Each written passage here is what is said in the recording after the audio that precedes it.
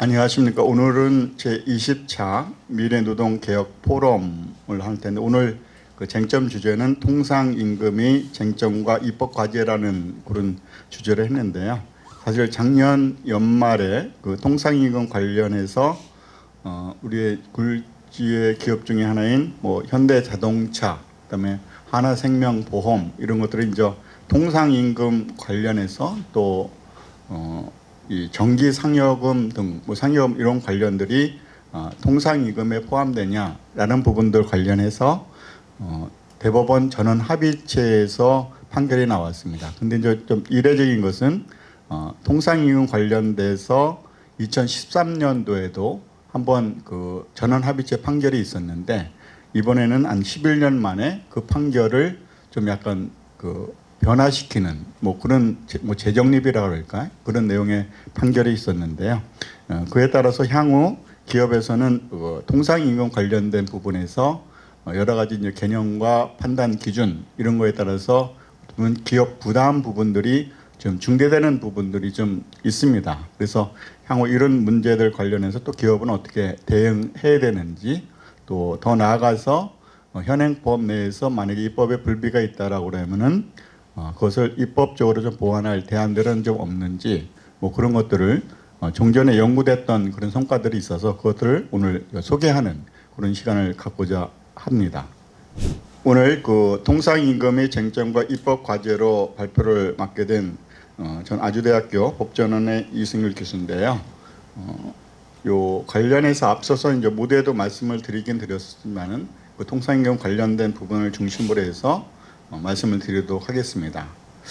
사실은 이제 뭐 저희가 산업화 민주화되면서 여러 가지 변화들 이런 와중에서 노동법도 그 시대의 변화에 따라서 임금이라는 이런 부분들에 관해서 그 노동 현장에서 그 사실은 문제가 발생을 해서 그것이 이제 법원으로 가서 소송들이 일어났던 그래서 이제 오늘 다루고자 하는 통상임금 소송들도 계속적으로 좀 늘어나고 있는 그런 추세입니다. 그리고 이제 이런 임금과 관련된 내지는 통상임금 뭐 이런 등등 관련해서는 나름대로 이제 법원에서 좋은 판결들을 내리긴 내렸었지만은 사실 이제 기업 노동 관행과 또는 그 행정 노동부의 그 행정 해석 뭐 이런 부분들에 대한 어떤 관행들이 형성되어 있던 부분들이 있었는데 어떻게 보면 이제 법원에 가서 그런 것들이 이제 어떻게 보면 새롭게 그 법 해석이 됨으로 인해서 변화가 되는 그런 것들이 좀 있었습니다. 그리고 그에 따라서 사실은 일찍이 1997년도에 노사관계개혁위원회라는 데에서부터 임금 해고 현행 이제 통상임금이나 평균임금 이런 거 관련해서 그대로 유지돼야 될 것인지 뭐 이런 거 관련해서 문제 제기가 있었는데 그때도 이제 논의만 있었고 그 이후에도 이제 2003년도에 노사관계 선진화 방안 또 2007년도에 노동부에서 용역과제로서 추진했던 근로기준법제 중장기 개선 방안 내에서도 이 통상임금에 대한 언급이 좀 있었고요. 그다음에 2015년도에 노사정위원회에서 노동시장 구조 개선을 위한 노사정 합의문을 작성을 큰 틀로 이렇게 했었는데 그 내용 중에서도 통상임금 부분들이 있었습니다. 그래서 뒷부분에 가서 사실은 이제 그 입법화하는 그 부분들의 어떤 기본 틀은 2015년도에 사실은 노사정 내에서 합의했던 그 틀 내에서 현행 통상임금 법제를 좀 바꿔야 되지 않겠는가 뭐 그런 내용들을 좀 말씀드리고자 합니다. 그리고 이제 지금 2022년도에 5월달에 이제 새롭게 출범한 정부에서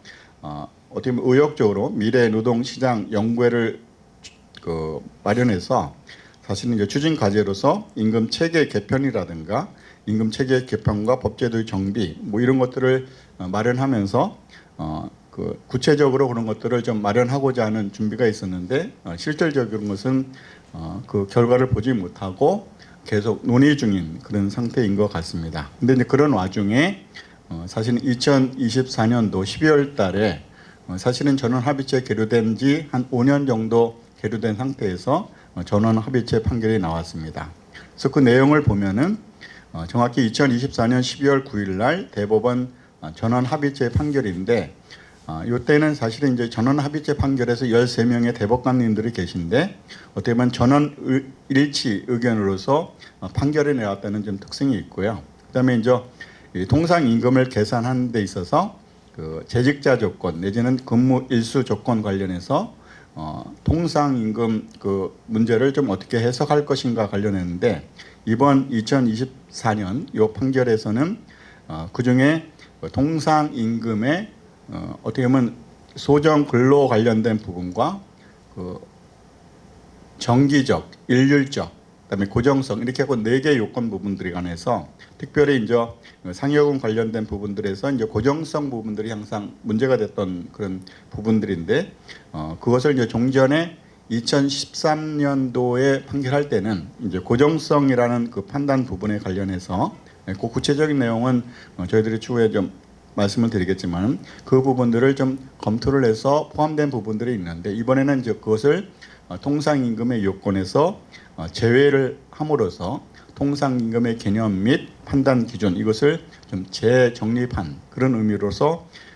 대법원에서의 보도자료를 통해서 이렇게 설명을 좀 하고 있습니다. 그래서 이 판결로 인해서 그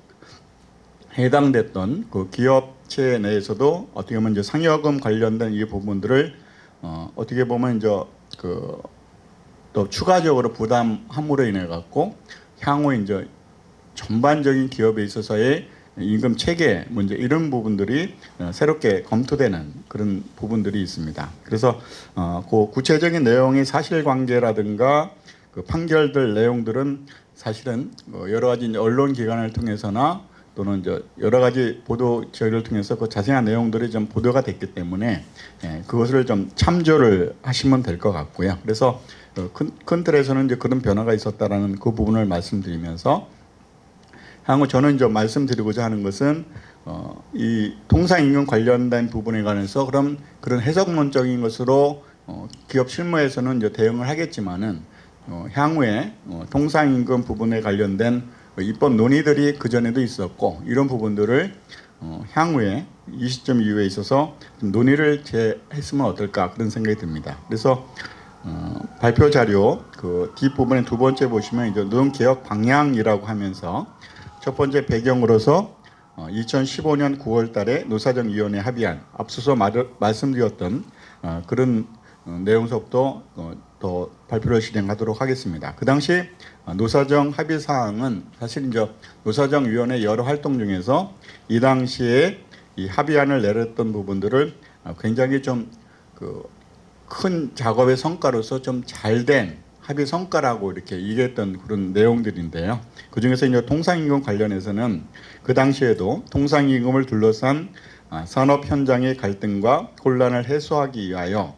그러니까 이제 2024년 그 판결 전 전원합의체가 2013년도 전원합의체 판결이 있었는데 그 판결을 토대로 해서 통상임금의 개념 정의와 군품 성질에 따른 제외 등에 대한 명확한 기준을 입법화한다라는 취지 아래서 개념 정의 부분들 관련해서 종전에 이제 이 통상임금 규정에 대한 부분들을 언급을 하면서 그러니까 이게 이제 어떻게 보면 시행령상의 규정을 그대로 언급을 하면서 다만 이제 제외 금품이라는 항목을 넣어서 시행령에 대통령령으로 규정할 특별한 제외 금품을 예시하면서 그 당시에 어떻게 보면 근로자의 건강과 노후 생활 보장, 안전 등에 대한 보험료, 또 근로자의 업적 등 추가적인 조건들의 충족 여부에 따라 지급 여부에 따라 지급액을 미리 확정되지 아니하는 임금 또는 경영 성과에 따라 사후적으로 지급되는 금품 뭐 이런 것들을 이제 제 항목으로 설정을 해서 2013년도도 그 쟁점이 됐었고 또 2024년도도 쟁점이 됐던 어떤 상여금 등 뭐 이런 부분들 관련해서 일정 부분들을 좀 제외하는 그런 통상임금의 법안들이 제출한 바가 있었습니다. 그래서 그 당시 입법 분위기로는 사실 이것만 이제 입법하는 그런 부분은 아니고 노동시장 유연화 관련된 전반적인 입법을 하는 추진화 중에서 하나의 그런 내용적인 그 법안이긴 했는데 이 통상임금 법안에 대한 논의 부분들은 어떻게 보면 여야가 어느 정도 좀 합의점을 좀 다다를 수 있지 않았는가라는 그런 분위기는 있었는데 결과론적으로는 전체적인 입법이 추진이 안 되면서 이것도 역시 추진이 안 되면서 그냥 그 당시로 이제 어쩌면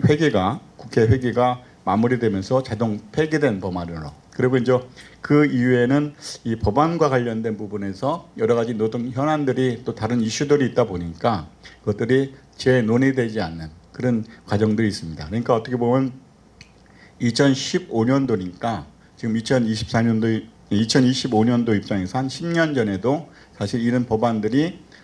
저 개인적으로는 좀 입법이 됐었다라고 하면은 이번 2024년 그 판결 같은 이런 부분들을 좀 달리 좀 접근할 수 있는 그런 계기도 되지 않았을까라는 그런 아쉬움이 개인적으로 좀 있습니다. 하여튼 이 판결 관련된 부분에서 저도 연장선상에서 향후 입법을 할 때 사실은 이제 그 당시에도 정부가 근로기준법 개정안을 말하면서 통상임금에 관련해서 여러 가지 이제 원칙을 얘기를 하면서 나름대로 방향을 제시했던 것들이 제외되는 금품을 법령에 명확하게 명시해서 좀 추진했으면 좋겠다. 또 하나가 일임금 지급비, 그러니까 이제 월급이라고 그러면 그 월급에서 한정하는 문제는 대법원 전원 합의체 판결과 같이 부정하는 뭐 이런 쪽으로도 이제 같은 앞서 얘기했던 같은 취지로서 이렇게 제시됐던 부분들이 있습니다. 그래서 이 선상에서 향후 이제 통상임금 개선 방안에 논의를 한다라고 하면은 여러 가지 좀 논의는 할 수 있지만 우선 단기적인 관점에서 보면은 통상임금의 특정 금품에 해당 여부를 논할 것이 아니라 미래지향적으로 임금 구성을 단순화하고 임금 체계를 합리적으로 개선할 그런 부분들은 그 당시에도 제기가 됐었고 이번 이제 대법원 전원 합의체 판결 이후에 있어서도 역시 같이 이제 검토가 될 그런 방향이 기본적으로 아닌가라는 생각이 들고요. 더 나아가서 약간의 결론은 될지 모르겠지만은 하여튼 미래지향적으로 임금 체계를 균형되게 형성되는 계기를 만들면서 향후 이제 노동 현장에서의 소모적인 분쟁을 막으려면은 통상 개념과 판단 기준 이 관련해서 이제 이번 판결이 그것을 재정립을 해 주긴 줬는데 사실 이제 상여금 등등 관련된 임금 체계 개편 이런 문제들이 그렇게 또 간단한 것은 또 아닌 것 같습니다. 그래서 하여튼 이 부분들 관련해서 임금 산정 기간 1개월이라는 정당성과 통상임금 제외수당 뭐 이런 식으로 좀 입법을 추진했으면 좋겠다. 이제 그런 생각이 들고요. 그래서 이런 통상임금 관련된 부분은 지금 요 단순하게 좀 말씀을 드렸지만은 하여튼간에 다시 그 기본 구조를 좀 간단하게 얘기를 하면은 임금 구성의 단수와 지급 요건의 명확화가 될 수 있도록 임금 산정 기간 1개월의 경기성과 노사 합의로 제외하도록 하고 1개월을 초과하는 기간마다 지급되는 임금 제외수당은 대통령령으로 구체적인 유형을 명물하면 어떻겠는가. 다만 이제 제외되는 수당들 관련된 부분들을 어떤 것으로 해서 그것을 제외시킬 것인가라는 것은 더 논의가 필요하긴 한데 사실은 이제 이런 논의를 제기했던 것들은 저희들 근로기준법과 유사한 법제를 가지고 있는 뭐 외국 법제에 관련된 부분에서 특히 일본의 노동기준법 내에서 사실은 이제 비교 검토를 해 보니까 사실은 일본의 임금 체계 부분들을 왜 얘네들이 일본에서는 왜 이렇게 변화해 왔을까라는 부분들을 좀 자세히 보면은 그 체계 내에서 우리도 사실 임금 체계를 유사하게 참조할 수 있는 부분들이 좀 있지 않은가라는 부분입니다. 그래서 일본 같은 경우에는 일 지급비 그 부분은 당연히 이제 1개월 이상에 대한 초과되는 임금 이런 부분들은 제외하면서 그 외에도 아까 대통령으로 어떤 것을 제외할 것인가라는 부분들은 일본에서도 여러 가지 이제 그 입법 과정들을 거치면서 저희들이 좀 약간 유사하게 듣는 이런 부분들은 뭐 가족 수당이라든가 통근 수당, 또 별거 수당, 자녀 교육 수당, 또 주택 수당, 임시로 지급되는 임금, 또 1개월을 넘는 기간마다 지급되는 임금, 뭐 이런 부분들을 일본의 노동 시행 규칙을 통해서 제외되는 임금으로 이렇게 해놓고 있습니다. 근데 그 자료를 좀 더 살펴보면은 왜 이런 것들을 뺐는가라는 부분들은 사실 이제 일본에서는 우리나라 같이 그 임금 관련해서 통상 임금이라는 개념은 없는데 그 산정 기초, 그러니까 우리가 법정 수당인 연장이나 휴일, 야간 수당 관련 또 유급 연차 휴가 관련된 도구 개념으로서의 통상임금의 그 개념이 있는데 그 부분과 관련해서 똑같이 그런 문제들을 제기됐을 때 일본에서는 일찍이 이런 체계 내에서 사실 통상임금 문제를 해결을 해서 실무에서는 크게 이제 문제가 안 됐는데 저희는 사실 이제 이런 규정이 통상임금을 유사하게 쓴다라고 하면서도 굳혀야 되는 이런 법령이 없음으로 인해 갖고 해석적으로 이렇게 되는 이런 부분들의 문제는 좀 있었던 것 같습니다. 그래서 향후 이런 입법에 관련돼서는 좀 더 물론 이제 노사정이 논의를 해서 합의를 해야 되겠지만 이런 방향에 대한 검토들이 좀 필요하지 않은가. 그래서 그 당시에도 이제 입법 안으로 냈던 그런 부분에서 제외 임금과 관련해서 아까 이제 2015년도에 대한 그 노사정에서 합의됐던 그 안에서 약간 좀 구체화적으로 이렇게 법안으로 나왔던 그런 부분들은 네 가지 정도를 이제 제외시킨다라고 이렇게 하면서 설, 추석, 명절을 위한 상여금이라든가 또 근로자의 건강 또는 안전을 위한 보험료 또 근로자의 업적 또는 성과에 따라 나중에 지급 여부와 지급액이 확정되는 임금 그다음에 네 번째로는 경영 성과에 따라 지급되는 금품 뭐 이런 것들을 법령 그러니까 근로기준법을 개정할 때 이런 규정들을 좀 마련하면은 통상임금 문제들 관련된 부분들이 좀 더 좀 명확하게 되지 않을까라는 생각이 들고요. 다만 이제 그럼에도 불구하고 그 입법은 입법대로 추진하지만 그 사이의 부분들 관련해서 기업 입장에서는 아마 이제 이런 2024년도 전환합체 판결에 의해서 재직자 조건 또는 일정 근무 일수 조건에 있는 경우를 논의하고 또 통상임금의 범위를 명확했기 때문에 그에 따라서 영장 근로를 감수하는 규제 강화를 아마 논의하지 않을까라는 예를 들면은 총 가능한 연장 근로 시간 수의 제한이라든가 연장 근로 사유 절차 제한들 뭐 이런 식으로 해갖고 어떻게 보면은 종전같이 인사노무 관리, 노무 관리를 유지하는 것들이 아니고 사실은 좀 느슨했던 이 관리 부분들 이런 부분들을 좀 더 엄격하게 하고 그에 따라서 또 어떤 시간의 근로 이런 부분들 같은 경우는 많았던 부분들을 좀 축소하는 뭐 이런 것들의 대안들도 검토는 하고 있습니다. 하여튼 이런 통상임금에 대한 논의가 있었고요. 그다음에 이제 그 앞서 얘기했던 임금에 대한 체계를 얘기할 때 가장 본질적으로 얘기됐던 것들은 이게 뭐 작은 과제는 아니지만은 현행법상 통상임금 내지는 평균임금 뭐 이런 것들에 대한 개념들이 나눠 있으니까 이것을 좀 단순화하자라는 부분들 관련해서 표준임금 내지는 기준임금으로 재정비하는 이런 것들이 필요하다. 뭐 이런 논의가 사실은 일찍이 1997년도 그 당시 논의할 때서부터 문제가 되게 됐었는데 그 당시 이제 그것을 구체적으로 추진하지 못했던 것은 기업 현장의 실태 조사를 좀 충분히 해서 준비가 되면은 향후에 임금 체계 이런 부분들을 표준임금 내지는 기준임금으로 안을 마련하면 좋겠다라고 했을 때 이제 그 당시에 노동법학을 하셨던 또 경제학을 하셨던 또 경영학을 하셨던 이런 공익위원들이 같은 의견을 했었는데 그 당시 이제 노동계 입장에서는 뭐 적극적으로 반대를 하셨고 또 기업 측에서도 기업마다 그렇게 표준임금, 기준임금을 만들었을 때 유리한 기업도 있고 또 불리한 기업도 있을 수 있습니다. 그래서 이제 그런 부분들을 서로 이제 객관적으로 이렇게 얘기를 하고 더 논의가 되지 않았던 이런 부분입니다. 그래서 어떻게 보면은 2024년도 대법원 전원 합의체 판결을 통해서 통상임금 개념 내지는 판단 기준을 명확하고 재정립한 그런 큰 의의는 있는데 사실 이제 통상임금에 대한 그 법령상에 있어서의 변천 이런 과정들을 보게 되면은 기업도 사실 노동계도 나름대로 좀 준비해서 이런 것들을 이제 법원으로 가서 어떻게 보면 모든 것을 해결하지 않고 어떻게 보면 기업의 관행과 또 이제 행정부의 이런 행정 해석들이 좀 존중하는 부분들이 있어야 되는데 이제 그렇지 못했던 부분도 있습니다. 그래서 가까운 일본 같은 경우에서는 이런 통상임금 관련된 부분들 등 해서 노동 행정과 관련해서 대체적으로 기업의 노사가 합의했다든가 더 나아가서 그쪽의 정부, 그러니까 후생 노동성, 우리는 고용노동부인데요. 거기서 행정 해석했던 이런 부분들이 나오면은 어떻게 보면 사법부, 법원에서 존중하는 문화가 있는데, 저희는 이제 그런 기치는 있긴 있는데 이런 노동 관련된 소송들이 가끔 불명확한 부분들을 좀 명확하게 해준다는 입장에서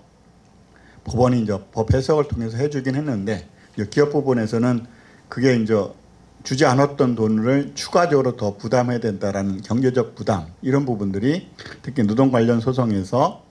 임금과 관련된 소송에서 그런 것들이 몇 차례 좀 있었던 것 같습니다. 그래서 이제 이 부분도 향후에 좀 재정립이 된다라고 하면은 입법적인 논의도 좀 필요하지 않은가라는 그런 차원에서 오늘 발제를 했습니다. 이상입니다. 먼저 통상임금의 쟁점과 과제 전반에 대한 배움의 기회를 주셔서 감사드린다는 말씀을 드리고요. 그 현재 가장 중요한 노사 간의 쟁점이 되는 사항임에도 불구하고 이 통상임금 문제가 그러니까 여전히 의문을 좀 갖게 하는 전원합의체 판결이라는 점과 또 현재 어떤 기업들은 상당한 공황 상태에 있을 정도로 그런 상태라는 점에서 이제 뭐 교수님께서는 단기적인 개선책보다는 중장기적인 향후 과제를 제시한 것으로 이해를 합니다. 그래서 먼저 저는 이제 발제문에 대한 질문을 하나 좀 드리고 제가 생각하는 통상임금 관련 쟁점에 대해서 좀 말씀드리고자 합니다. 먼저 발제자께서는 일본의 입법례 즉 할증임금 산정 기초에서 그 제외되는 임금을 정하는 방식을 소개하고 계십니다. 특히 일본의 경우 1임금 지급기를 넘는 기간마다 지급되는 임금은 할증임금 산정 기초에서 제외하고 있음을 알 수 있습니다. 발제자께서도 입법을 통한 개선 방안에서 이와 같은 방향 또 제시하고 계신 것으로 이해를 합니다. 그러나 2013년 전합 판결이든 2024년 전합 판결이든 이미 1임금 지급기를 넘어서 지급된다는 것이 정기성 판단에 전혀 문제가 되지 않는다고 밝혀왔기 때문에 이제 노동계 등을 설득하기는 좀 어렵지 않느냐 이런 좀 생각이 듭니다. 그러니까 이제 뭐 추가적인 업적이나 성과에 따라서 달라지는 임금 이런 부분도 사실상 1임금 지급기를 넘어서 지급되는 경우들이 많이 있기 때문에 할증임금 산정 기초에 제외된 임금을 정함에 있어서 노동계를 설득하기가 상당히 어려워 보여서 이게 입법적 차원의 현실적 대안이 될 수 있느냐 또는 이제 되기 위해서 어떠한 로드맵이 필요할지 이런 부분에 대한 의견을 좀 여쭙고 싶습니다. 그리고 저 통상임금 관련 쟁점 부분은 이제 몇 가지를 좀 말씀 좀 드려보겠습니다. 근데 저는 이제 통상임금의 저희가 범위가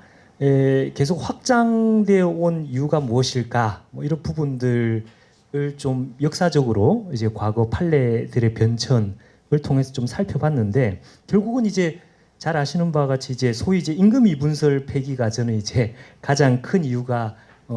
되지 않았나 이런 좀 생각을 좀 해봅니다. 즉 이제 저희가 1995년 이제 대법원 전원합의체에서 임금 이분설을 폐기를 했었는데요. 그 이전에 그 임금 이분설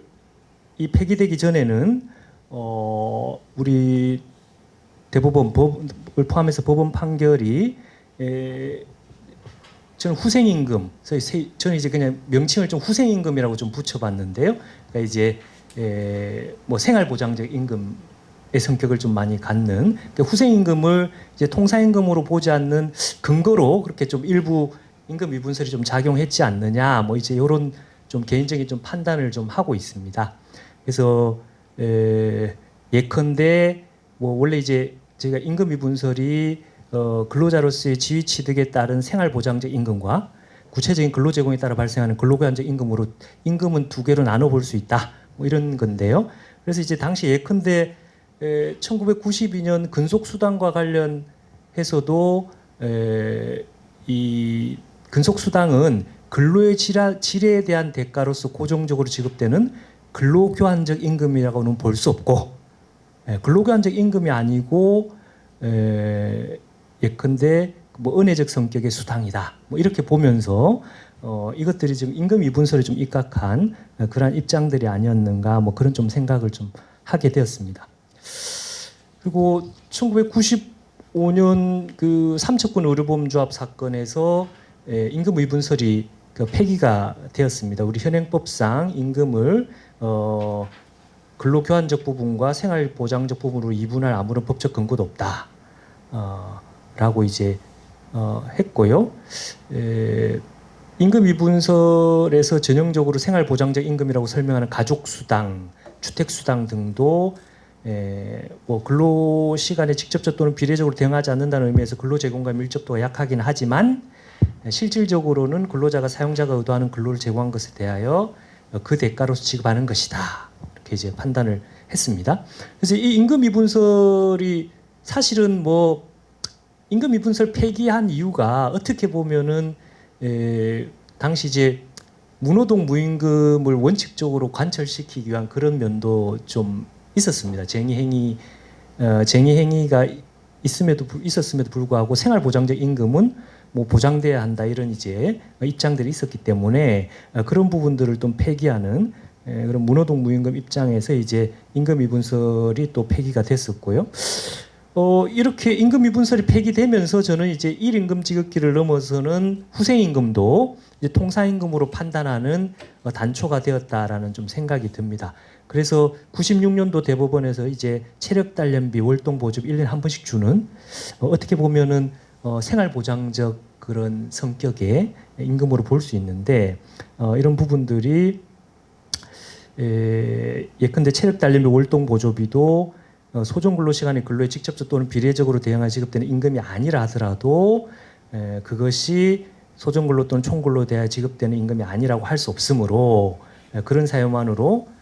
그 임금을 통상임금을 제외할 수 없다. 이제 이런 이제 판단들이 나왔고 이제 매년 1회 일정 시기에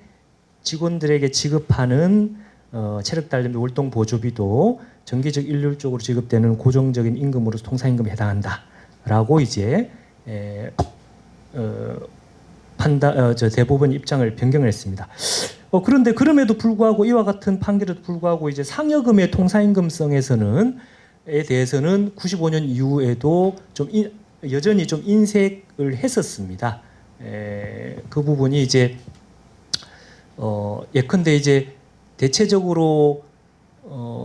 상여금 정기 상여금에 대해서 1995년 이전에는 1임금 지급기를 넘어서 지급한다든지 또는 근로자의 근무 성적 감안해서 지급한다는 것을 이유로 그렇게 이제 통상임금으로 보지 않았고 1995년 이후에는 예를 들어 특정 사유 시 지급 제한, 뭐 휴직 정직 시에 지급 제한한다든지 또는 일할 계산한다든지 등을 근거로 근무 성적에 좌우되어 고정적인 임금이 아니므로 통상임금이 아니라고 이렇게 좀 인색했었고요. 통상임금 인정에. 그래서 2012년에 이르러서 이제 대법원 최초로 금화리무진 사건에서 정기 상여금을 통상임금으로 인정을 하게 됩니다. 그래서 이 금화리무진 사건 같은 경우는 1개월을 초과하는 기간마다 지급하더라도 정기성이 인정된다는 부분을 다시 이제 확인을 했고요. 그다음에 이 지급일 현재 재직 요건을 실제 근무 성적, 즉 이제 고정성 요건의 변수로 볼 여지를 남겼습니다. 그 판결문 내용에서. 다만 이 사건 같은 경우 퇴직자에게 비례해서 이제 지급 시에는 이제 금액 그 확정적인 고정성 있는 금원으로 확정적인 금원으로 이렇게 봤습니다. 그리고 근속 기간에 따른 지급, 근속 기간에 따라서 이제 뭐 상여금률을 달리한다라는 이런 차등 조항은 통상임금 판단 시 주요 변수는 아니다라고 이렇게 보았습니다. 이게 이제 쭉 이제 저는 후생임금이라든지 정기상여금 부분이 어떻게 이제 통상임금의 범위로 이렇게 확대되어 왔는가라는 흐름을 좀 볼 수 있었다라는 생각이 들고요. 어쨌든 저는 뭐 가장 큰 부분은 저희가 이제 임금 위분설이 이렇게 법리적으로 사실상 뭐라 그럴까요? 뭐 이렇게 배척되면서 통상임금 범위가 크게 확대되는 단초가 되었다라는 좀 생각을 가지고 있습니다. 그리고 통상임금 관련 실무상 주요 쟁점을 몇 가지 간단하게 좀 말씀드리겠습니다. 근본 전합 판결에서는 무사고수당을 예를 들면서 소정근로 대가성이 좀 결여되어 있다라는 얘기를 하고 있습니다. 그러니까 이런 얘기죠. 운수회사에서 일정 기간 동안 교통사고가 발생하지 않을 것을 조건으로 지급하는 무사고 수당은 이제 소정근로 제공 외에 무사고라는 추가적인 자격 요건 달성에 대한 보상으로서 지급되는 것이어서, 그러니까 이제 소정근로 대가성이 상당히 결여되어 있고 이제 무사고라는 추가적인 자격 요건, 즉 조건의 자격 요건이 오히려 그것이 결정적으로 달성돼야 주는 것이라서 이제 소정근로 대가성 결여돼서 통상임금성을 부정을 했는데, 저는 사실 뭐 이게 운수회사에서 소위 이제 운전을 한다라는 게 소정근로를 온전하게 제공한다라는 게 교통사고 없이 그냥 온전하게 제공하는 것을 전제로 하는 것이라고 보이기 때문에 이런 예를 든 거는 좀 타당하지 않지 않느냐, 좀 이런 좀 생각 좀 들고요. 이렇게 따지면 뭐 무죄 수당이라든지 뭐 기타 뭐 다 갖다 붙일 수도 있는 뭐 이런 측면들도 좀 고려해 볼 필요가 있겠다라는 생각이 듭니다. 두 번째로는 현재 이제 꼭 이번에 전압 판결이 아니더라도 지금 이제 실무적으로 통상임금이 평균임금보다 높아지는 현상들이 많이 발생을 하고 있습니다. 그러니까 우리 지금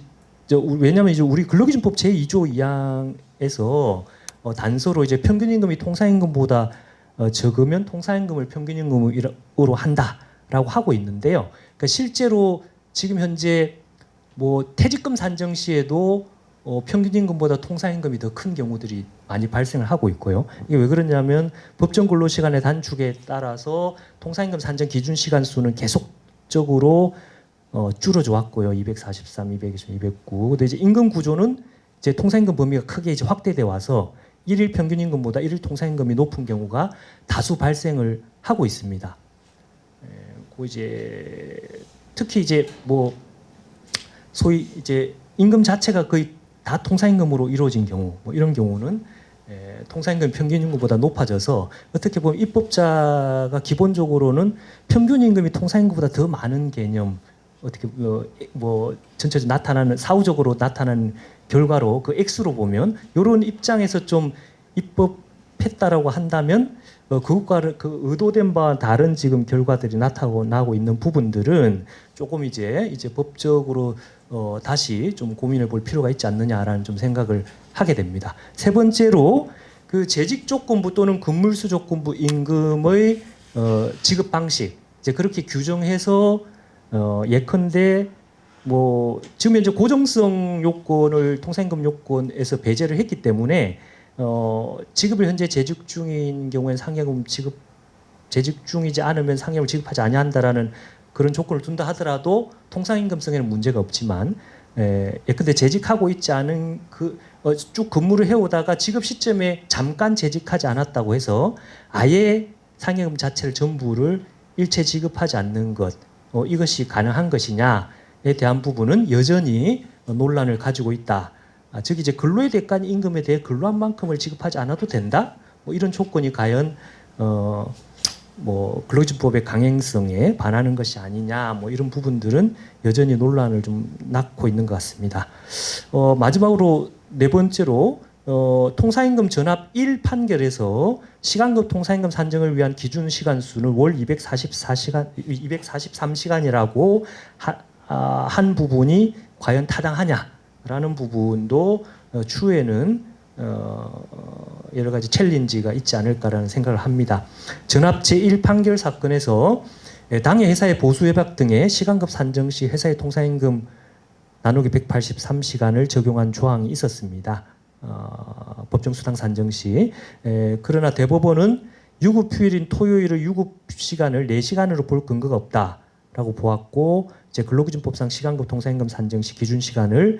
243시간을 적용할 수 있다. 즉 이제 토요일 유급휴일이니까 그 시간도 임금 시간으로 8시간으로 계산할 수 있다. 이렇게 봤죠. 그래서 이제 이는 통상임금은 이제 근로기준법을 기준으로 가산율은 단체협약 등을 기준으로 하는 등 서로 다른 각 규정에서 유리한 것만을 취사선택할 수는 없다는 종래 대법원 판결에 기반한 논리로 보이기는 하지만 여전히 논란의 여지가 있다라고 보입니다. 왜냐하면 일반적으로 저희가 기존에 이제 48시간제에서 44시간제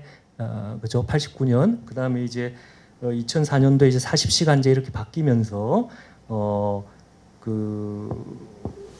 예컨대 44시간제 40시간을 바뀔 때 이제 토요일 뭐 4시간을 그대로 유급 처리해서 이제 226시간으로 이렇게 한 경우들은 많이 있는데요. 이 부분을 다시 이제 토요일이 유급으로 돼 있다라고 해가지고 유급 휴일로 돼 있다라고 해서 주일과 마찬가지로 좀 8시간으로 봐서 243시간으로 판단하는 부분들이 과연 좀 타당한가? 뭐 그리고 이거는 조심해야 될 부분들이 모든 회사에 그대로 적용될 부분은 아니지 않느냐? 뭐 이런 좀 생각을 하게 됩니다. 이상입니다. 예, 서울대 법전의 최정은입니다. 예, 이승규 교수님께서 발제하시면서 관련한 향후의 그 통상임금의 개념에 관한 입법론과 정책 설정이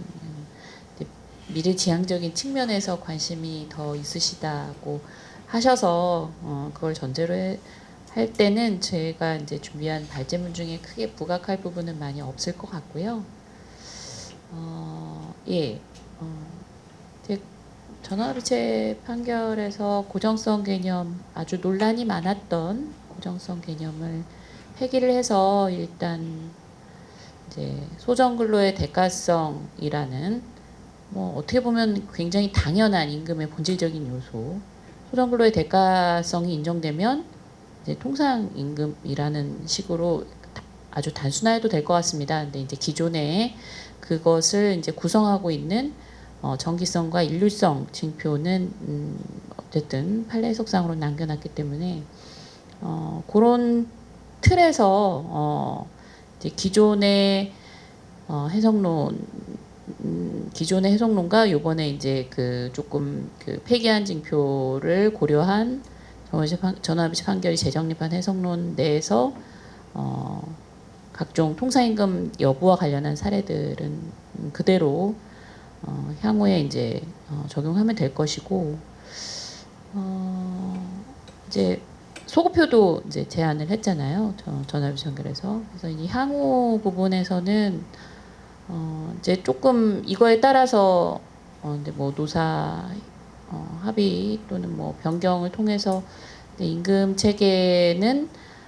각 사업장마다 조금씩 변화가 있을 것 같고요. 그거에 대해서 뭐 나름 로펌들에서도 막 컨설팅을 한다 이런 움직임이 있는 것으로 알고 있습니다. 그래서 그렇게 변화는 해가되 이제 반복해서 말씀드리지만 이미 이제 아주 수많은 사건들에서 그리고 게다가 11년 사이에 전원합의체 판결 2건 그다음에 이제 서진도 노무사님께서 말씀해 주셨다시피 95년에 그 임금 이분서를 통해서 이미 확립된 임금 해석론에 관한 굉장히 많은 것들이 있기 때문에 그 틀을 존중하면서 그 틀 내에서 입법을 하는 것이 노사 현장과 사회의 혼란을 최소화하는 방향이 아닌가. 결국은 축적된 사례들의 분석, 그다음에 거기서 보이는 해석론의 방향 이런 것들을 조금 잘 짚고 정리하는 것이 필요하지 않을까 싶습니다. 그 정도 말씀드리고 이미 근데 아마 국회에서 관련한 입법 그 안은 그 전에도 전 그 국회에서도 있었던 걸로 제가 알고 있고요. 그 틀도 아마 지금 좀 전에 말씀드린 그 틀 정도에서 뭐 아는 방안은 뭐 2-3개 정도 내에 있었던 걸로 알고 있습니다. 그래서 결국 조금 명확히 해준다면 그 틀에서 지금 근로기준법에는 없는 통상임금에 관한 명문 규정을 두는 정도의 확인적 의미의 규정을 두는 것이 저는 개인적으로 할 수 있는 입법의 방향이 아닌가 이렇게 생각하고 그 발제자께서 말씀하신 표준임금의 도입 조금 이상적이거나 단순화해서 좀 좋기는 한데 말씀하신 것처럼 각 이제 그 노사관계 사업장마다 또 이제 사측이든 노측이든 각 입장마다 조금 이걸 보는 시각이 조금 다를 수 있고 의외로 표준임금이라는 것이 마련되기가 그렇게 쉽지는 않을 것 같고요. 결국은 지금 있는 통상임금과 평균임금, 임금의 하위 개념 요소로서 두 개념을 적절하게 운용하고 해석론을 통해서 좀 그 현장에서 보기에 조금 이례적이고 이해하기 어려운 상황이 발생하는 정도를 최소화하는 것이 바람직한 방향이 아닌가. 저는 그 정도로 생각해봤습니다. 네, 안녕하세요. 저는 법무법인 INS의 정희선이라고 합니다. 이승길 교수님께서 발제해 주신 그 통상임금 대법원 판결과 노동계약 방안에 대해서 짧게 토론을 좀 말씀을 드리도록 하겠습니다. 우선은 교수님께서 입법 방향에 대해서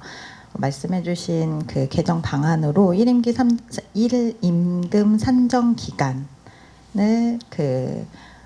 말씀해주신 거에 대해서 저는 좀 입법 방향에 대해서 동의하면서 이번에 그 대법원 판결과 그 전에 있었던 그 2012-89399 전원합의체 판결 중에서 뭐 다수 의견은 아니었지만 김창석 대법관님의 그 별개 의견이 좀 타당하다고 생각이 들어서 그 내용과 거기에서 그러면 1임금 산정기를 할 수 있다면 어디에서 좀 더 근거를 찾을 수 있을까 했을 때 이번에 그 이 사건 이번에 두 개 나온 전원합의체 판결을 저는 이 사건 전원합의체 판결이라고 좀 말씀을 드리겠습니다. 그래서 좀 상대적으로 그 소정근로의 대가라는 부분이 좀 강조가 되었는데 그 소정근로의 대가와 관련해서 1임금 산정기를 다시 한번 생각해 볼 필요성이 있지 않을까라는 거를 좀 정리해 보았습니다. 저도 이제 제가 2009년부터 이제 변호사 생활을 시작을 했는데 그때부터 계속 통상임금 사건이 굉장히 많았습니다. 그래서 2013년에 대법원 전원합의체 판결이 나오고 이 많은 이런 것들이 정리가 될 수 있을까 그랬는데 오히려 또 사건은 또 많았던 것 같습니다. 그리고 이제 2024년에 다시 한번 전원합의체 판결이 나오는 그 과정을 다 이제 볼 수 있었는데 그 과정에서 이제 조이드 대법원장님께서 그 취임 100일 이후에 신문사 인터뷰에서 이런 말씀을 하신 게 되게 좀 인상 깊었습니다. 모든 회사의 모든 임금 항목마다 전원합의체로 와야 하는 이런 나라가 어디 있냐라는 말씀을 하셨는데 그 부분에 대해서 저도 좀 개인적으로 동의가 되었습니다. 사실 이런 통상임금 소송이 있을 때 그게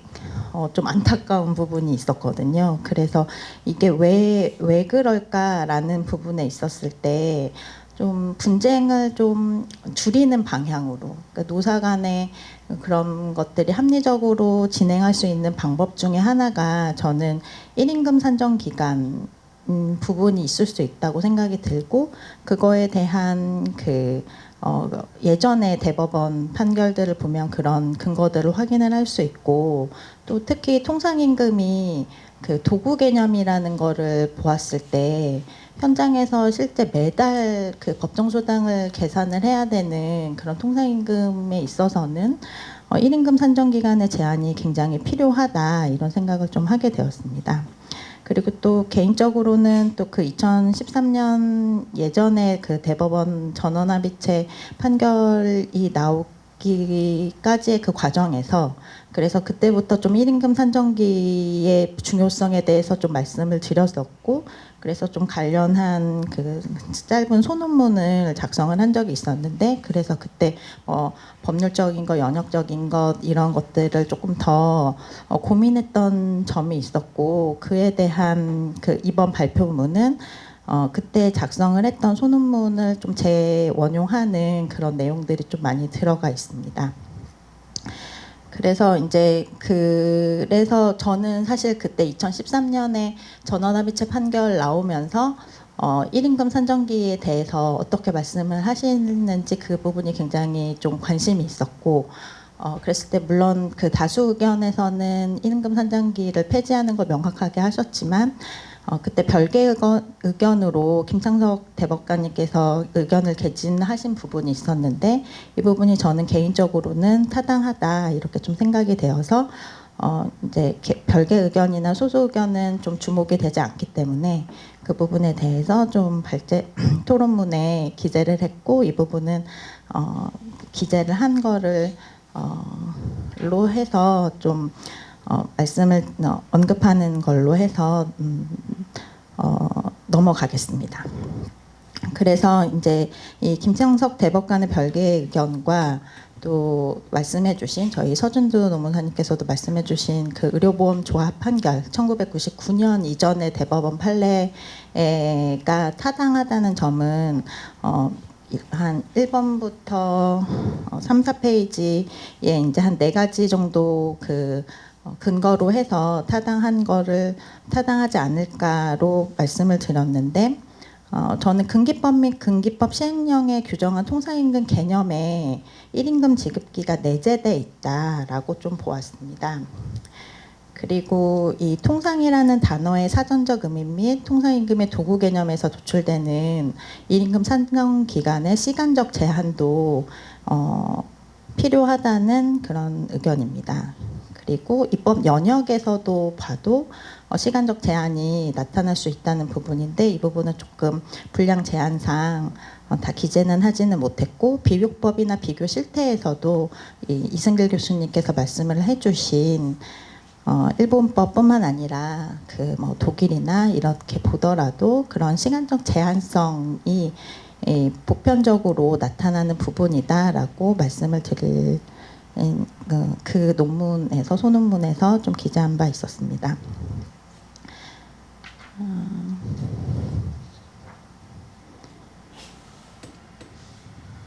그리고 저는 개인적으로는 임금 이분설의 폐지와 1임금 산정기의 폐지가 관련이 등가적으로 있을까? 뭐 관련성이 있을 수도 있고 또 물론 그 2012-89399 전원합의체 판결에서 관련이 있다고 언급을 하시긴 하셨는데 그 임금 이분설 폐지의 전원합의체 판결과 통상임금 판단 시 1임금 산정의 제한 변경은 좀 관련이 없는 게 아닌가. 그리고 결국 그 근로가치의 등가성이라는 목적 제한적인 해석을 타당한 범위를 넘어서 지나치게 추구한 데 있지 않을까라는 생각입니다. 그래서 결국은 이제 통상임금이 무엇인지에 대해서 소정근로의 대가에 해당하는지 여부가 중요해졌는데 결국 소정근로의 대가라는 부분에서 1개월 단위로 넘어서 지급되는 금원이 소정근로에 대한 구체적이고 직접적인 관련성을 가질 수 있는지에 대해서 다시 한번 검토할 필요가 있고 이 부분은 그 조희대 대법원장님께서 말씀을 하신 것과 관련해서 좀 분쟁이 조금 줄어드는 명확하게 입법이 돼서 줄어들 수 있는 방법에 있어서는 합리적인 방법 중에 하나가 아닐까라는 생각이 듭니다. 네, 이상입니다. 발표에 대해서 이렇게 길중한 그 토론해 주셔서 감사하고요. 그 내용 중에서 좀 약간 못다한 그 얘기하고 그 질문에 대해서 간단히 좀 답변을 드리는 게 좋겠다 생각이 들었습니다. 사실 이제 입법 오늘 얘기한 것은 이제 그 당시 이런 논의들 과정들이 있었는데 그것을 이런 입법을 하자라는 이제 방향도 있긴 있는데 개인적으로 이렇게 보면은 입법 논의를 뭐 그 전도 했었지만 97년에도 이제 논의가 되면서 지금 이렇게 보면은 2025년까지 해서의 임금에 대한 체계 뭐 이런 걸 관련하면서 거기에 통상임금 뭐 어떻게 할 것인가 이런 논의를 할 때 저희들이 좀 놓치고 있는 부분들이 없지 않았는가라는 부분들을 좀 이렇게 저는 이제 좀 얘기를 하고 싶었던 그런 부분들이 있는데요. 사실은 이제 현행 이제 이 법원 판례가 전원 합의체 판결이 2번이나 나와갖고 이렇게 확립된 이런 부분들을 만약에 이제 근본적으로 깨고 입법을 한다는 것은 입법론적으로 쉽지는 않은데 사실 이제 아까 이제 그 지금 현 대법원장님께서 얘기했던 노동 문제를 다 법원으로 가져올 것이냐, 특히 임금도 이제 굉장히 복잡한 이런 부분들 관련해서 뭐 개인적으로는 옛날 그 법원에서 이렇게 토론하실 때 그분이 얘기 또 했던 다른 기억들도 좀 나긴 나는데 이 부분들이 사실 이제 그런 부분들이 좀 있지 않았는가라는 아쉬움이 있고 이게 이제 근로자 입장에서는 일한 대가로서 받는 그 임금이 다 임금이지 왜 이렇게 뭐 구분을 하냐라는 이런 부분들 관련해서 왜 국가마다 이런 것들이 좀 틀릴까라는 부분들 관련해서 그런 비교법적인 임금 연구들도 체계상으로는 잘 안 돼 있는 것 같고 특히 또 가까운 일본이라는 데가 우리가 잘 아는 것 같은데 왜 걔네는 그렇게 만들었을까라는 것을 좀 우리가 탐구를 하면은 또 우리 나름대로 시사점이 있지 않을까 뭐 이런 부분들이 있었는데 제 개인적인 경험으로는 그런 부분들에 들추어냄은 있었는데 종합적으로 그런 것들을 얘기하는 데 있어서는 충분치 않았던 이런 부분들이 있고요. 아까 이제 최정원 교수님께서 얘기하셨듯이 그게 또 입법안이 나왔던 이런 부분들 관련해서 제 개인적으로는 국회에서 국회의원들이 좋은 입법안을 내긴 내시는데 그 입법에 나중에 해석되는 이런 부분들을 보게 되면은 좀 더 충실한 입법이 나왔으면 좋겠다는 생각이 지난 이제 노동 문제를 다루면서 항상 좀 생각했던 부분들입니다. 그래서 지금 이런 부분들 관련해서 이제 현행 우리 시대에 맞는 입법을 어떻게 할 것인가라는 부분들은 아까 이제 이번 전원합의체 판결에 있어서도 여자에게 의문점인 이런 부분들이 있을 때 그것을 좀 더 입법적으로 만약에 이제 입법을 통해서 부작용도 있지만은 해소할 수 있는 대안이 있다라고 그러면은 한번 적극 모색해 볼 필요가 있지 않은가 이제 그런 생각이 좀 들었고요. 그다음에 저도 이제 사실은 임금 이불설 오늘 얘기를 하면서 우리는 이제 근로대가 관련된 부분하고 생활임금 이런 부분들을 그냥 다 합쳐서 주지 않냐라는 부분들 했을 때 그 당시에는 사실 이제 무노동 무임금 원칙이라고 그래서 산업 현장에서 그 파업에 따른 이런 문제들 관련해서 일하지 않고도 임금을 받아 뭐 이런 부분들 관련한 논의를 하는 와중에서 그 중에서 이제 노조 전임자 부분에 관련된 사건에 좀 추정하다 보니까 그때도 이제 똑같이 일본에서의 논의들이 좀 있긴 있었는데 이제 그런 것을 우리는 이제 임금 이분서를 폐기하는 쪽으로 사실 입법이 되면서 이 임금 부분도 일본하고 좀 우리랑 좀 차이 나는 부분들입니다. 그러니까 이제 종합적으로 보게 되면은 일본은 나름대로 그냥 온전해 왔는데 우리는 이제 그 제도에 따라서 어떤 부분에서는 뭐 폐기를 하고 또 그에 따라 다시 이제 개별 부분으로 가서 통상임금 문제가 되니까 임금은 임금인데 이게 통상임금에는 포함이 안 되고 그럼 평균임금만 돌아가 뭐 이런 부분들에 대한 논의를 하다 보니까 그럼 일본은 어떻게 돼 있을까라고 하는데 보니까 일찍이 걔네들은 임금 지급비라는 기준을 설정을 해서 그것이 지나치게 되면은 사실 단순하게 답을 하시더라고요. 왜 그거 포함시키지 않는가라는 부분에서 계산이 명확하다고 그러면 일본도 지금도 포함된다. 근데 이제 사실 임금 조합이 초과된다는 이 부분 자체는 임금 계산하기가 좀 어렵지 않습니까? 라는 부분에 전제해서 그것을 포함시키지 않는. 그러니까 이제 우리는 정기 상여금 이런 부분들이 사실 이제 매월 주는 부분도 있는데 사실은 이제 일본 같은 경우는 1년에 한 번 내지는 2번 정도 주거든요. 그래서 6개월 내지는 1년마다 이렇게 1년에 한 번 주는데 저희는 이제 사실은 근로자들에게 좀 더 매월 그 수입을 좀 안정적으로 하기 위해서 그것을 오히려 이제 나눠 갖고 매월 주는 이런 형식으로 되다 보니까 그런 정기 상여금이나 2개월마다 주는 것이나 4개월마다 주는 것이나 무슨 차이가 있냐 이런 접근이 돼서 약간 그것도 이제 일본하고 이렇게 정리하는 데 있어서는 좀 우리 접근 방법이 좀 차이가 되지 않았는가. 그래서 일본도 사실은 연봉제를 도입하는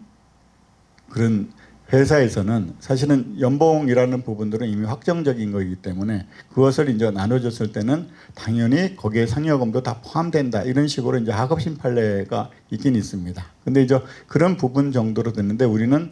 일본에 비해서 보면은 훨씬 더 큰 이 정기상여 부분들이 다 포섭되는 이런 부분으로 돼서 그렇게 된 부분이 좀 또 차이가 있구나라는 부분들이고 아까 이제 일본 입법례를 뭐 그게 전부는 아닌데 걔네들이 하나하나 수당 생길 때마다 그 수당마다의 역사적인 배경들이 좀 있더라고요. 근데 이제 그것들은 원래 본래 임금 이런 거다 보다는 아까 이제 생활 보장적인 이제 온정적인 부분들, 은혜적인 부분들에서 신설되는 수당들이었거든요. 근데 이제 그것도 사실 수당이 이제 특정해서 이렇게 했던 부분들은 걔네들이 임금 그 체계를 저희 나라보다는 좀 단순한 그러니까 우리나라는 임금 수당이 하면 이제 전체적인 기업에는 한 1,000개 정도 넘는다. 뭐래갖고 아주 다양한 수당이 있다라고 하는데 일본에서는 아까 열거됐던 그런 수당 내에서 어느 정도 그것을 제외하면은 크게 임금 지급하는 이런 문제에 관해서 크게 다툼이 없었던 그런 과정들이 있어서 사실은 이제 향후 논의할 때 이제 법원에서 현행 주어진 법 틀 내에서 잘 해석은 했겠지만은 그런 부분들을 정말 제대로 가는 부분들이 뭘까라는 부분들이 있고요. 그다음에 저희들이 이제 통상임금에 대한 개념은 법 조문에 있지 않고 사실은 시행령 규정에 돼 있는 부분들입니다. 근데 이제 그런 정의 규정 자체가 굉장히 사실 이제 한국적인 그런 부분에서 독특한 그런 입법인데 이제 그런 것들에 또 기반하다 보니까 거기에서 열거된 통상임금의 정기적, 일률적이라는 그런 부분에 꽂혀서 추가적으로 이제 고정성이라는 부분들이 추가되고 또 그것이 이제 포함되냐 안 되냐 이런 부분들 관련된 부분이 되다 보니까 사실은 이제 저희는 일본 입법 내에서는 이제 사실 그런 언급은 없고 아빠 이제 온전한 통상 근로 시간에 대한 소정 근로 시간 일에 대한 그런 것에 대한 통상임금으로 본다라는 이런 규정이 있는데 그때 이제 입법을 저희들이 할 때 정확히 좀 그 국가의 입법을 이해하고서 했으리라고 추정은 되는데 좀 더 이제 그런 부분들이 잘 됐으면 지금까지 와서 이런 소송들이 계속 이렇게 연결되지 않지 않겠는가. 그래서 이제 이번 전원합의체 판결을 통해서 이제 이 노동 문제를 다루고 있는 그 한국경영자 총협회에서 이렇게 재직자 관련된 정기상여 추가 부담금 하면서 경제계에서 한 6조 8천억 정도가 추가 부담된다. 뭐 이런 식으로 해서 발표를 하면서 그거 굉장히 큰 돈이네 이렇게 생각을 하는데 사실은 이제 기업마다 사실은 사실 이제 이 통상임금이라는 부분들이 이제 포함이 되면은 사실 이제 근로시간 부분들 관련해서 이제 법정 근로시간이 저희들이 일일 8시간 주 40시간인데 사실 그 부분에서 시간의 근로가 없다고 그러면은 별로 큰 문제가 안 생기는 이런 부분들이 하나 있고 물론 이제 휴일이나 야간 근로 이런 문제도 마찬가지고 그다음에 이제 연차 유급 휴가 부분들도 통상임금으로 줘야 된다 하니 그럼 이제 그 부분들도 실질적으로 사용 촉진을 해서 줄이는 이런 부분들이 되는데 또 한편은 또 앞으로 21세기 사는 데서 앞으로 뭐 AI 시대 이렇게 얘기할 때 보면은 또 근로시간을 또 단축한다고 이렇게 하고 또 휴가는 좀 늘려야 된다 이렇게 되면은 또 그에 따라서 이제 통상임금이 또 기업마다 부담 부분들이 또 변화가 또 생기는 이런 부분들이 있습니다. 그래서 향후 이제 기업 입장에서도 지불 가능한 공간 내에서 예상이 되는 그런 것들을 준비할 수 있고 또 이제 근로자 입장에서도 본인들이 받을 부분들을 좀 명확히 할 수 있는 만약에 입법이 가능하다라고 하면은 그런 차원에서 외국의 입법들을 좀 잘 참조해서 우리가 입법을 앞으로 좀 논의를 했으면 좋겠다라는 말씀이고요. 말은 좀 길어졌지만은 아까 2015년도에 그때 합의를 대체 노사정들이 이렇게 합의한 물론 이제 공익안으로 그렇게 됐던 부분이긴 한데 이제 그런 부분들이 나름대로 또 고민하는 그런 축적에서 이렇게 냈던 경험들이 있어서 이제 지금 현재 전원합의체 판결을 보면은 그때 합의 사항하고는 좀 틀린 부분은 있지만은 그때는 왜 그랬을까라는 부분도 한번 생각해 보면은 향후 입법을 할 때에는 좀 참조가 되지 않을까. 이제 그런 차원에서 오늘 이제 그 전원합의체 판결에 대한 여러 가지 그 쟁점들은 있는데 그것 부분들은 이제 실무적에서 많은 논의들이 되고 있는 것 같습니다. 그래서 오늘 그 토론자분께서 잘 언급해 주신 것 같고 다만 이제 향후 통상 입법을 한다라고 그러면은 좀 이런 것들을 고려해서 이것들이 논의됐으면 좋겠다라는 그런 취지에서 오늘 발제를 했다는 것을 말씀드리고자 합니다. 예, 이상입니다.